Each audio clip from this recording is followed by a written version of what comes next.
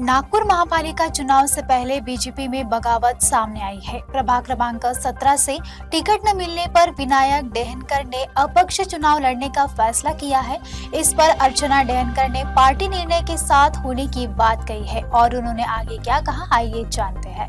नागपूर महानगरपालिकेच्या निवडणुका होऊ झाल्या, म्हणजे खरं तर संपूर्ण महाराष्ट्रातच महानगरपालिकेच्या निवडणुका होऊ घातलेल्या आहेत। अनेक वर्ष म्हणजे 9 वर्ष च्या नंतर या महानगरपालिकेच्या निवडणुका होतात आहे। प्रत्येक राजकीय पक्षाच्या कार्यकर्त्यांना, पदाधिकाऱ्यांना त्यांच्या पक्षाकडे उमेदवारी अर्ज ते सादर केलेत आणि उमेदवारी मागितली। त्याच याच्यात भारतीय जनता पक्षाचे कार्यकर्ते, पदाधिकारी विनायकराव डेहनकर जे माझे पती आहेत, त्यांनी सुद्धा भारतीय जनता पक्षाकडे आपली उमेदवारी मागितली। त्यांनी लढण्याची इच्छा दर्शवली। प्रभाग 17 हा जो गणेशपेठपासून सुरू होतो तो कैलासनगरपर्यंत या प्रभागाचं पूर्ण म्हणजे 71,000 मतदार असल्याचा हा प्रभाग आहे। त्या प्रभागातनं त्यांनी उमेदवारी मागितली ओबीसी प्रवर्गातनं। त्यांनी इंटरव्ह्यू दिला, त्यांनी पक्षाच्या समोर आपली इच्छा दर्शवली, समीकरणं सांगितले, निवडून येणाऱ्या सगळ्या गोष्टी सांगितल्यानंतर पक्षाने जे ठरवलं, पक्षाच्या पदाधिकाऱ्यांनी, पार्लमेंटरी बोर्डाने जो निर्णय घेतला, त्या निर्णयामध्ये जे 4 नगरसेवक ठरवले गेले त्याच्यामध्ये त्यांची उमेदवारी नाकारण्यात आली।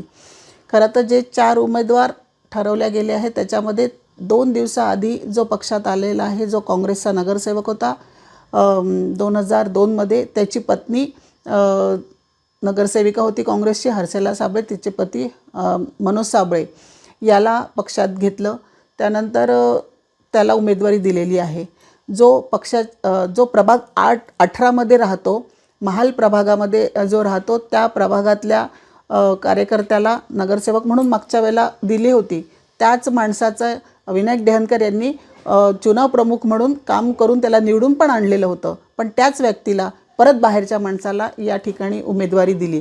असे 4ही उमेदवार हे 2 महिला देखील, त्याच्यातले एका नगरसेवकाची पत्नी आणि दुसरी एका कार्यकर्त्याची पत्नी, असे 4 उमेदवार त्या ठिकाणी दिलेले आहेत।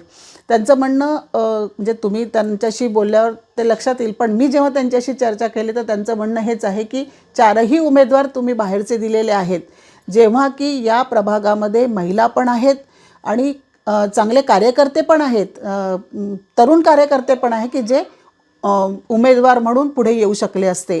या सगळ्यांना डावलून त्यांनी बाहेरचे उमेदवार दिलेले आहे आणि या पक्षाच्या निर्णयाच्या मी विरोधात आहे आणि म्हणून मी अपक्ष उमेदवारी भरलेली आहे।